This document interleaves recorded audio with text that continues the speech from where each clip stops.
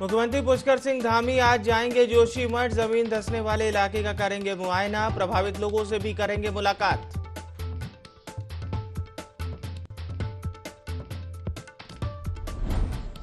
धंसते जोशीमठ पर एक्शन में सीएम पुष्कर सिंह धामी उच्च स्तरीय अधिकारियों के साथ की बैठक। 6 महीने तक 600 परिवारों को 4000 किराया देने के दिए निर्देश।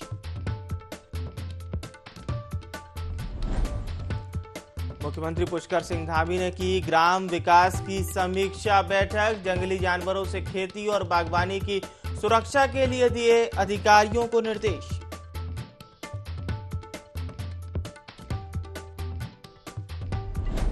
उत्तरकाशी पुलिस ने 10,000 के इनामी बदमाश को किया गिरफ्तार। 2 साल से अभियुक्त चल रहा था फरार।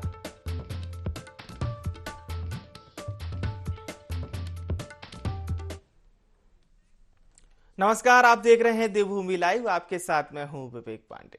बुलेटिन की शुरुआत करते हैं बड़ी खबर के साथ, जो कि देहरादून से मिल रही है। मुख्यमंत्री पुष्कर सिंह धामी आज जोशीमठ जाएंगे। जमीन धंसने वाले इलाके का वे मुआयना करेंगे। प्रभावित लोगों से भी उनकी मुलाकात होगी। और जोशीमठ को लेकर सीएम धामी ने एक बड़ी बैठक भी ली है। इस बैठक में भूगर्भ विशेषज्ञ और शासन के उच्च अधिकारी भी मौजूद रहे। विशेषज्ञों की रिपोर्ट पर बैठक में गहन चर्चा हुई। जोशीमठ में तुरंत आपदा कंट्रोल रूम स्थापित करें, ऐसा पुष्कर सिंह धामी उत्तराखंड के मुख्यमंत्री, उनका कहना है। आगे कहा कि डेंजर जोन तुरंत खाली कराए जाएंगे। जोशीमठ में पुनर्वास केंद्र बनाए जाएंगे। प्रभावितों के साथ सरकार खड़ी है।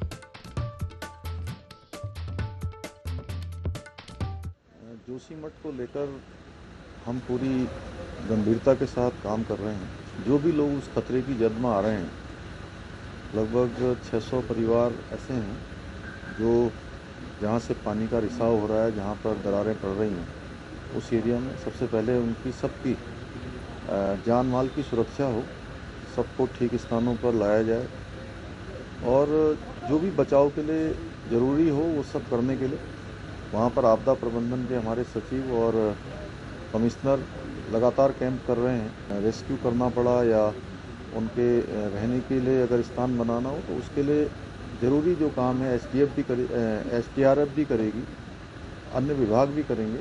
और यहाँ से भी हम लोग देख रहे हैं कि जो भी काम इस समय पर वहाँ होने हैं वो सीधे सीधे हो जाएं। उस पर किसी भी प्रकार की जो बहुत औपचारिकताएं होती हैं वो औपचारिकताएं न करके मुझे रिफ़र कर दें और मैं सीधे ही, मैंने कहा है कि उसको सीधे यहाँ से सरकार की तरफ से स्वीकृति मिलेगी, जिससे कि तत्कालिक लोगों को जो है अभी जो ज़रूरत है उस ज़रूरत के मुताबिक वहाँ पर काम हो। तो जोशीमठ में भू धसाव की वजह से भारत चीन बॉर्डर पर इस समय दहशत का माहौल है। सैन्य व्यवस्था भी वहां तक पहुंचाई गई है और सीएम धामी पल पल की अपडेट ले रहे हैं। आकाश हमारे साथ इस खबर पर सीधा लाइव जुड़ रहे हैं। आकाश, अब ये मसला सिर्फ राज्य का नहीं है, बल्कि एक भी कहा जा सकता है कि देश की सर्वश्रेष्ठ हमारी सेना भी लगी हुई है कि किसी तरह से लोगों को परेशानी ना हो। आज सीएम धामी वहां जा रहे हैं और क्या कुछ अपडेट है आपके पास? देखिए, बिल्कुल जिस तरीके से जोशीमठ में भूस्खलन को लेकर के चिंताएं बढ़ाई हैं कहीं न कहीं सरकारों की, क्योंकि कह सकते हैं कि तकरीबन 600 से अधिक ऐसे परिवार हैं जो प्रभावित पूरी तरीके से इसमें हुए हैं। क्योंकि पिछले कई समय से अगर हम खासतौर पे बात करें तो जोशीमठ में इस तरह की खबरें देखने को मिल रही थी कि भू-धसाव जो है एक तरीके से हो रहा था। लेकिन 2 तारीख के बाद से लगातार जिस तरह से जल रिसाव वहाँ पर देखने को मिला, उसके अलावा हम देखें कि कई बड़ी-बड़ी दरारें जो हैं लोगों के घरों में, छतों में या फिर सड़कों में देखने को मिली थी। उसके बाद से कहीं न कहीं सरकार पूरी तरीके से एक्टिव हुई है और ये वजह है कि सरकार की तरफ से लगातार पहले भी मॉनिटरिंग की जा रही थी। बाकायदा खुद मुख्यमंत्री पुष्कर सिंह धामी ने एक विशेषज्ञों की टीम को जोशीमठ भेजा था, जो तमाम चीज़ों के बारे में जानकारी जिन्होंने जुटाई थी। और कल एक बड़ी बैठक उच्च अधिकारियों के साथ मुख्यमंत्री ने की है, जिसमें तमाम जो मॉनिटरिंग है वो एक तरह से की गई है कि किस तरीके से वहाँ पर भू-धसाव हो रहा है, क्या कुछ उसके पीछे की वजह है, किस तरीके से हम प्रभावित परिवारों को बचा सकते हैं, उनको किस तरीके से रेस्क्यू किया जा सकता है। इन तमाम चीज़ों के बारे में मुख्यमंत्री ने खुद फीडबैक लिया है। सरकार की पहली प्रायोरिटी यह है कि एक तरीके से जोशीमठ का जो स्वरूप है वो भी बचा रहे, लेकिन उसके अलावा जो प्रभावित परिवार है उनको भी एक तरीके से मदद पहुंचाई जा सकती है। तो इसी को लेकर के कहीं न कहीं जो गढ़वाल कमिश्नर हैं या फिर जिलाधिकारी हैं, उसके अलावा जो प्रशासन के उच्च अधिकारी हैं, जिले लेवल के उनको बाकायदा निर्देश दिए गए हैं कि जो प्रभावित परिवार है उनको एक तरीके से सुरक्षित स्थानों पर पहुंचाया जा सके। तकरीबन सरकार ने जो चिन्हीकरण किया है 600 से अधिक ऐसे घर हैं जिसमें ये समस्या देखने को मिली, तो उनको पहले स्तर पर जो है सुरक्षित स्थानों पर पहुंचाया जा रहा है। बाकायदा आपदा कंट्रोल रूम को बनाने के वहाँ पे निर्देश दिए गए हैं। उसके अलावा जो प्रभावित परिवार हैं जो अलग एक तरीके से उनको कहीं और वो रहना चाहते हैं, तो उनको सरकार जो है किराया तक जो है देने की घोषणा की गई है। और खुद आज मुख्यमंत्री पुष्कर सिंह धामी जो है वहाँ पर जा रहे हैं। तमाम जहाँ पर जिस जगहों पर ये भूधसाव हुआ है उस तमाम क्षेत्र का जो है वो निरीक्षण करेंगे, मॉनिटरिंग वहाँ पर करेंगे किस तरीके से जो है वहाँ पर भूधसाव जो हुआ है उसका क्या कुछ कारण है, अधिकारियों से फीडबैक लेंगे। उसके अलावा जो प्रभावित परिवार है उनसे भी मुख्यमंत्री बातचीत करेंगे। यानी कि कह सकते हैं कि सरकार पूरी तरीके से भरोसा दिला रही है कि सरकार प्रभावित परिवारों के साथ खड़ी हुई है और ऐसे में कोई भी परेशानी अगर वहाँ पर किसी चीज़ को आती है तो सरकार उनके साथ खड़ी है। दूसरी तरफ राज्य सरकार तो पूरी तरीके से अलर्ट है, खुद मुख्यमंत्री लगातार पल पल की मॉनिटरिंग कर रहे हैं। और उसके अलावा अगर हम बात करें तो केंद्र सरकार भी इस पे एक्शन में आई है। पीएमओ स्तर पर एक कमेटी का गठन किया गया है जिसको ये कहा गया है कि 3 दिन में जो रिपोर्ट है वो उसको सौंपी जाएगी केंद्र सरकार को। तो कह सकते हैं कि क्या राज्य सरकार हो या केंद्र सरकार हो, दोनों ही एक तरीके से अलर्ट मोड पे है और एक तरीके से कह सकते हैं कि जोशीमठ को बचाने के लिए अब राज्य सरकार और केंद्र सरकार आगे आई है, जिसके लिए चाहे बाकायदा एनडीआरएफ हो, एसडीआरएफ हो, स्थानीय प्रशासन हो, सभी को मुस्तैद रहने के निर्देश दिए गए हैं। और पहली प्रायोरिटी के बेस पर कहीं ना कहीं कोशिश की जा रही है कि जो प्रभावित परिवार हैं उन्हें सुरक्षित स्थान पर पहुंचाया जाए। जो अधिक डेंजर जोन इलाके हैं जहाँ पर, क्योंकि जो भू विशेषज्ञों की टीम भी वहाँ पर गई थी, मुख्यमंत्री ने भेजा था, तो जो अधिक डेंजर जोन वाले इलाके हैं उनको पहले स्तर पर जो है प्रभावित क्षेत्रों से हटा करके उन्हें सुरक्षित स्थान पर पहुंचाया जाए, जिससे कि कहीं ना कहीं जो लोग हैं उन्हें एक तरह की सहायता जो है राज्य सरकार की तरफ से दी जा सकती है। बिल्कुल, बिल्कुल। और आपने ये बड़ी अच्छी बात बताई कि किस तरह से प्रशासन वहाँ पर पूरी तरह से अलर्ट है और देहरादून से पल-पल की अपडेट किस तरह से सीएम धामी ले रहे हैं और अब वस्तु स्थिति का जायजा भी लेंगे। लेकिन एक एंगल जो और समझ में आ रहा है आकाश, वो ये है कि जियोलॉजिस्ट जो रिसर्च कर रहे हैं इसमें ये भी बताया जा रहा है कि 2006 में भी आगाह कर दिया गया था कि इस तरह की स्थिति भविष्य में बनेगी। हालांकि वो एक अलग सवाल रहेगा क्योंकि उस बीच फिर बहुत सारी सरकार आएंगी। लेकिन बहरहाल लोगों को किस तरह से अभी गाइड किया गया है, क्योंकि लोगों में भी बहुत पसोपेश वाला माहौल है और हमारे पास ये भी जानकारी मिल रही है कि सैन्य छावनी क्षेत्र तक भी ये धसाव की स्थिति इस समय बन रही है, यानी कि वो भी सेंसिटिव जोन में शामिल हो गई है, उस जगह को भी सेंसिटिव जोन में शामिल किया गया है। हाँ, देखिए पल-पल जो भू विशेषज्ञ हैं वो इस बात का संकेत देते रहे हैं कि जोशीमठ में जिस तरीके की बातें आ रही हैं वो कहीं न कहीं खतरे की जद है। लेकिन कह सकते हैं कि जिस तरीके से सरकार भी काफ़ी इसमें देखने को मिला है कि संजीदा नज़र आई है पिछले कई जब से इसको लेकर के उच्च कदम भी उठाए जा रहे हैं। लेकिन कह सकते हैं कि अब जिस तरीके की हालात बन रही हैं वो कहीं न कहीं चिंताजनक है, क्योंकि हमने तस्वीरों में देखा है किस तरीके से बड़ी-बड़ी दरारें वहाँ पर आ रही हैं। लगातार जल रिसाव 2 तारीख से वहाँ पर देखने को मिल रहा है कि किस तरह की बड़ी स्थिति में जल रिसाव वहाँ पर हो रहा है, जिसकी वजह से काफ़ी मकान जो है बिल्कुल, खतरे की जद में आए हैं। और निश्चित तौर पर कहीं न कहीं सरकार की कोशिश है जी। कि एक तरीके से बचाया जा सके। और ऐसे में कह सकते हैं कि प्रभावित परिवारों को वहाँ से जो डेंजर जोन है उससे अलग भी किया गया है। कई लोगों के लिए वहाँ पर रेस्क्यू सेंटर बनाए गए हैं जिसमें प्रभावित परिवारों को रखा जा रहा है। सरकार हर मदद के लिए खड़ी है। बाकायदा मुख्यमंत्री ने घोषणा की है कि जो परिवार प्रभावित हुए हैं वो अगर किराए के मकान में रहते हैं तो उनको बाकायदा किराए भी जो है सरकार की तरफ से दिया जाएगा। तो निश्चित तौर पर कहने की सरकार पूरी तरीके से एक तरीके से एक्टिव हुई है और यही वजह है कि मुख्यमंत्री की भी कोशिश है कि प्रभावित परिवारों को पहले रेस्क्यू किया जा सके, क्योंकि घरों को बचाने के लिए कोशिश तो की जाएगी, लेकिन सबसे महत्वपूर्ण बात यह है कि जो प्रभावित परिवार है वो एक तरीके से उनको कोई हानि ना हो, जान माल की कोई खतरा वहाँ पर ना हो। तो ऐसी स्थिति में कहीं ना कहीं सरकार की कोशिश है कि उनको पहले जो है बचाया जा सके। तो उसी को लेकर रेस्क्यू सेंटर बनाए गए हैं। बाकायदा तमाम जगहों पर जो है सरकारी व्यवस्था वहाँ पर की जा रही है। अगर कोई अलग रहना चाहता है तो उन्हें किराए की व्यवस्था भी सरकार की तरफ से दी जा रही है। तो निश्चित तौर पर कहीं न कहीं कह सकते हैं केंद्र सरकार हो या राज्य सरकार हो, दोनों ही जोशीमठ को लेकर काफ़ी गंभीर हुए हैं। आज मुख्यमंत्री खुद जा रहे हैं। अगर हम बात करें विपक्ष की तरफ से तो जो पूर्व नेता प्रतिपक्ष जी। हैं प्रीतम सिंह वो भी आज सुबह रवाना हो चुके हैं। आज हरीश रावत को भी वहाँ पर जाना है। साथ ही साथ अगर 9 तारीख की बात करें तो खुद कांग्रेस के अध्यक्ष वहाँ पर जा रहे हैं। तो एक तरीके से कह सकते हैं कि अब विपक्ष भी एकजुटता के साथ कहीं न कहीं सरकार के साथ एक तरह की कोशिश कर रहा है कि उन प्रभावित परिवारों को और जोशीमठ को किस तरह बचाया जाए। जोशीमठ का स्वरूप क्योंकि कह सकते हैं कि पुराने समय से चलता हुआ आ रहा है और ऐसी स्थिति में जोशीमठ शहर को बचाने के लिए हर कोई अब संभव मदद की कोशिश कर रहा है। और कोशिश यही है कि इसको बचाया जा सकता है किस तरीके से, उसमें हर किसी की अगर भागीदारी होती है तो वो एक तरीके से सुनिश्चित करने की कोशिश जो है सरकार की तरफ से की जाएगी। बिल्कुल बिल्कुल, बहुत बहुत धन्यवाद आपका तमाम जानकारी दर्शकों तक पहुंचाने के लिए आकाश। तो जोशी मठ को बचाने की कवायद लगातार जारी है। एक और जियोलॉजिस्ट ये भी बता रहे हैं कि अगर जो स्थिति वर्तमान में बनी हुई है ये कंटिन्यू होगी तो थोड़ा सा मुश्किल हो जाएगा, लेकिन प्रार्थना भी चल रही है और जियोलॉजिस्ट वैज्ञानिक तौर पर भी इस ओर दृष्टि बनाए हुए हैं कि किस तरह से कम नुकसान हो सके। बहरहाल आज मुख्यमंत्री पुष्कर सिंह धामी जोशीमठ के दौरे पर रहेंगे, एक अहम दौरा बताया जा रहा है। खबरों में आगे बढ़ते हैं तो लगातार मुख्यमंत्री पुष्कर सिंह धामी ने सचिवालय में जोशीमठ के भू धसाव से प्रभावित संकटग्रस्त परिवारों के पुनर्वास की वैकल्पिक व्यवस्था की समीक्षा की है। इस दौरान उन्होंने भू धसाव के कारणों के संबंध में उच्चाधिकारियों के साथ समीक्षा की। मुख्यमंत्री ने वीडियो कॉन्फ्रेंसिंग के जरिए जोशीमठ की स्थिति की सचिव आपदा प्रबंधन, आयुक्त गढ़वाल मंडल और जिलाधिकारी चमोली से विस्तृत जानकारी प्राप्त की। उन्होंने भू धसाव से प्रभावित संकटग्रस्त परिवारों के पुनर्वास की वैकल्पिक व्यवस्था सुनिश्चित करने के भी अधिकारियों को निर्देश दिए। उन्होंने साथ ही साथ कहा कि संकट की इस स्थिति में जानमाल की सुरक्षा और बचाव पर ध्यान देने की जरूरत है। ऐसे समय में लोगों की मदद करना हम सबका दायित्व है और हम सबकी जिम्मेदारी भी है। इसके साथ ही साथ मुख्यमंत्री पुष्कर सिंह धामी ने इस स्थिति में लोगों में भरोसा बनाए रखने की भी बात कही है।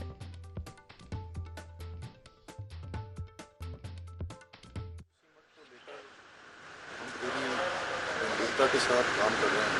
हमारा पहला काम है कि जो भी लोग उस खतरे की जद में आ रहे हैं, लगभग 600 परिवार ऐसे हैं जो जहाँ से पानी का रिसाव हो रहा है, जहाँ पर दरारें पड़ रही हैं, उस एरिया में सबसे पहले उनकी सबकी जान माल की सुरक्षा हो, सबको ठीक स्थानों पर लाया जाए और जो भी बचाव के लिए ज़रूरी हो वो सब करने के लिए वहाँ पर आपदा प्रबंधन में हमारे सचिव और कमिश्नर लगातार कैंप कर रहे हैं। और आज यहाँ पर सभी प्रकार के जो बचाव के काम हो सकते हैं, कुछ काम ऐसे हैं कि जो तत्कालिक होने हैं, उसमें लोगों को जहाँ अगर रेस्क्यू करना पड़ा या उनके रहने के लिए अगर स्थान बनाना हो तो उसके लिए ज़रूरी जो काम है SDRF भी करेगी, अन्य विभाग भी करेंगे और यहाँ से भी हम लोग देख रहे हैं। मुख्यमंत्री पुष्कर सिंह धामी ने सचिवालय में ग्राम्य विकास विभाग की एक बैठक ली। इस दौरान सीएम धामी ने कहा कि जंगली जानवरों से खेती और बागवानी की सुरक्षा के लिए और साथ ही साथ राज्य के पर्वतीय जनपदों में फेंसिंग की व्यवस्था के लिए 130 करोड़ रुपए की व्यवस्था की जाएगी। राज्य के ग्रामीण क्षेत्रों में सड़कों के विस्तारीकरण के लिए मुख्यमंत्री ग्राम सड़क योजना शुरू होगी। प्रधानमंत्री वाइब्रेंट विलेज प्रोग्राम की भांति राज्य में मुख्यमंत्री सीमांत क्षेत्र विकास योजना के तहत नेपाल बॉर्डर के कुछ गांवों को चिन्हित कर विकसित किया जाएगा। सीएम धामी ने साथ ही साथ बताया कि पीएम वाइब्रेंट विलेज प्रोग्राम के तहत राज्य के चीन की सीमा से लगे 4 ग्राम यानी कि नीति, माड़ा, मलारी और गुंजी ये चिन्हित किए गए हैं। इस अवसर पर मुख्यमंत्री ने आजीविका दर्पण त्रैमासिक पत्रिका का विमोचन भी किया।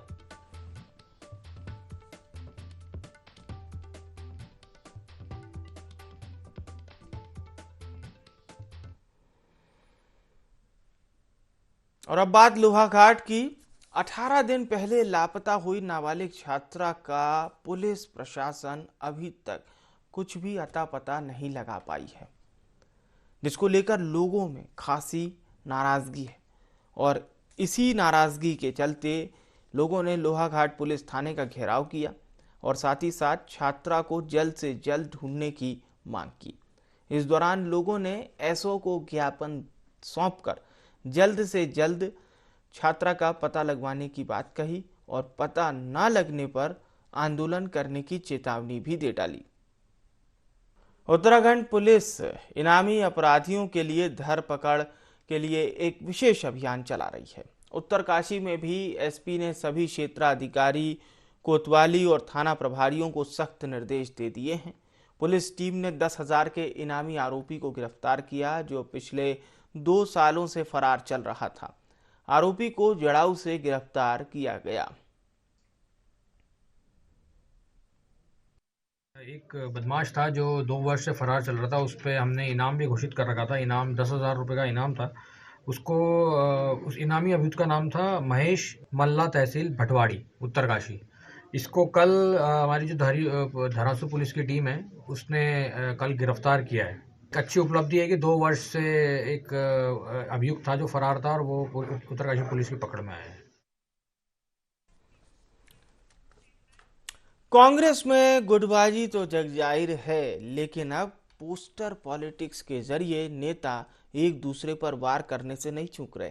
इससे पहले कांग्रेस भवन में 2 बार पोस्टर को लेकर पार्टी नेताओं में विवाद भी हो चुका है और एक बार फिर पोस्टर वॉर शुरू हो गया है, जहां देहरादून में नए पदाधिकारियों का शपथ ग्रहण समारोह और कार्यकारिणी का आयोजन किया गया। यहां आयोजन स्थल के बाहर लगे बैनर में यूथ कांग्रेस ने प्रीतम सिंह की फोटो तो लगाई थी, लेकिन बैनर से पूर्व सीएम हरीश रावत और कांग्रेस प्रदेश अध्यक्ष करण माहरा का फोटो गायब था। वहीं आयोजन में पहुंचे करण माहरा ने बातों ही बातों में मंच से कहा कि मुझे आने में थोड़ी देरी हो गई, क्योंकि मुझे आयोजन की सूचना तो दी गई, लेकिन ये कहाँ होगा ऐसा बताया नहीं गया। अब इस बैनर को लेकर उन्होंने कहा कि पूर्व में वे नेता प्रतिपक्ष भी रहे हैं और प्रदेश अध्यक्ष भी।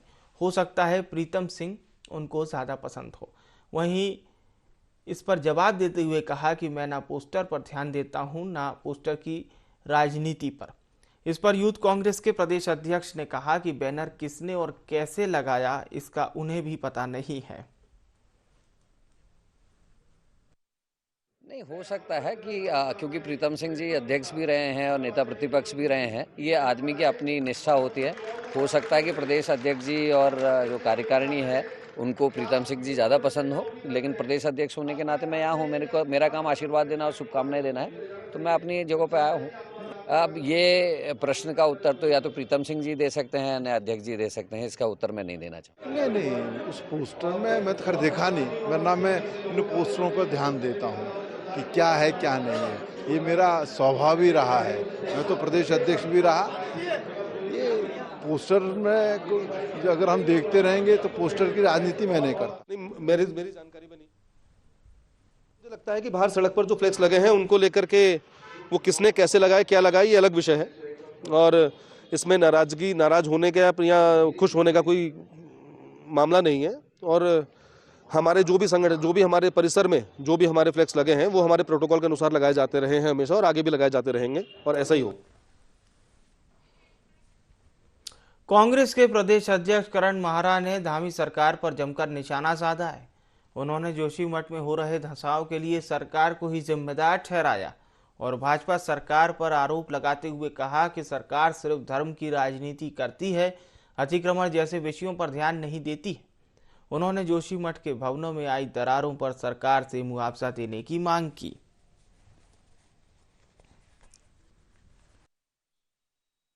जोशीमठ की घटना निश्चित ही दुर्भाग्यपूर्ण है और लोग पिछले 21 दिन से उसमें आंदोलन कर रहे हैं। वैसे हालांकि 2021 से लगातार वहाँ के जनप्रतिनिधि, वहाँ के लोग इस पर डिमांड कर रहे थे, लेकिन सरकार नहीं चाहती। अब जब वहाँ मसाल जुलूस निकलने लगे हैं, लोगों के घर टूटने लगे हैं, आवाम की जान को खतरा है, तो अब सरकार चाहती है और आज एक हाई लेवल कमेटी बुलाने की बात कही है। हम उनके रोड मैप पे हमारी नज़र है, क्या वो करना चाहते हैं, किन लोगों की वो मदद लेना चाहते हैं, किन साइंटिस्टों को वो लेना चाहते हैं, ये जांच का विषय है। और वर्तमान में जो भारतीय जनता पार्टी के अध्यक्ष हैं, जो तात्कालिक विधायक थे 2021 में, उनके द्वारा कोई भी प्रयास अपनी सरकार में नहीं किया गया। ये हमारे लिए बड़ा दुख का विषय है। आज वो वनबलपुरा में कई किस्म की राजनीति की बात करते हैं, लेकिन जहाँ से वो विधायक बने थे वहाँ जोशीमठ जो नरसिंह भगवान का घर है, जो हमारे सनातन धर्मियों के जो हमारे ज्योतिर्मठ है वो है, उसके विषय में वो कुछ नहीं कहते, केवल राजनीति करते हैं। उत्तराखंड में भीषण ठंड के चलते कोहरे की चपेट में आने से रेलवे को भी बड़ी चुनौती का सामना करना पड़ रहा है, जहां एक तरफ घने कोहरे की वजह से ट्रेनें समय पर अपने गंतव्य तक नहीं पहुंच पा रही हैं, तो वहीं दूसरी ओर कुछ ट्रेनों को रद्द भी किया जा चुका है। बता दें कि तापमान में भारी गिरावट के चलते मैदानी क्षेत्रों में शीतलहर के साथ कोहरे का प्रकोप भी जारी है, जिससे कि ट्रेनों के संचालन पर भी इसका असर देखने को मिल रहा है। हालांकि यह पहली दफा नहीं है कि सर्दियां आते ही ट्रेनों के संचालन पर असर पड़ा हो, लेकिन आए दिन कोहरे के चलते ट्रेनें रद्द होने से यात्रियों को भी इसका खामियाजा भुगतना पड़ रहा है।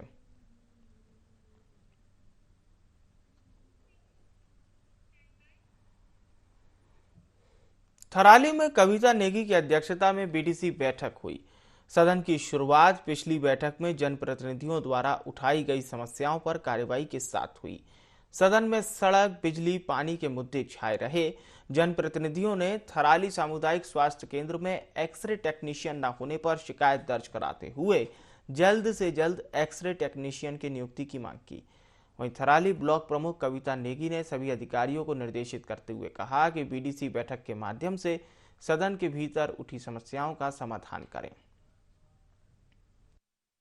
जो हमारे जनप्रतिनिधियों द्वारा जो सवाल उठाए गए थे, तो हमारे जो विभागीय अधिकारी हैं उनके द्वारा उन सवालों पर कई मुद्दों पर कार्य किए गए और कई मुद्दों पर कार्य प्रारंभ हो रहे हैं।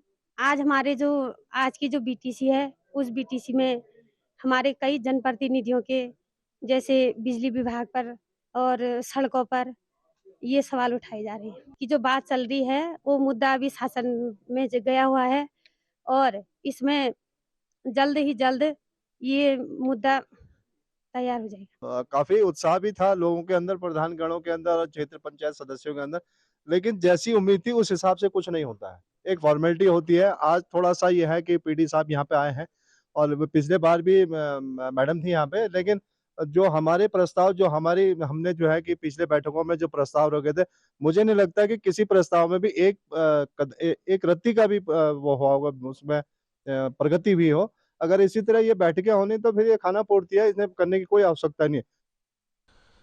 उत्तरकाशी के सीमांत गांव में टूरिज्म और इनर लाइन परमिट में छूट मिलने से स्थानीय लोगों और जनप्रतिनिधियों में खुशी की लहर है। स्थानीय जनप्रतिनिधियों का कहना है कि सरकार की इस पहल से स्थानीयों को रोजगार मिलेगा। दरअसल उत्तराखंड के सीमांत गांवों को आबाद करने के लिए सरकार ने बॉर्डर टूरिज्म की दिशा में कदम बढ़ाए हैं।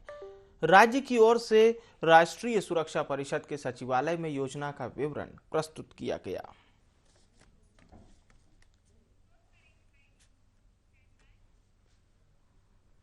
और देवभूमि लाइव में फिलहाल के लिए इतना ही। मुझे आने विवेक को दीजिए इजाजत। नमस्कार।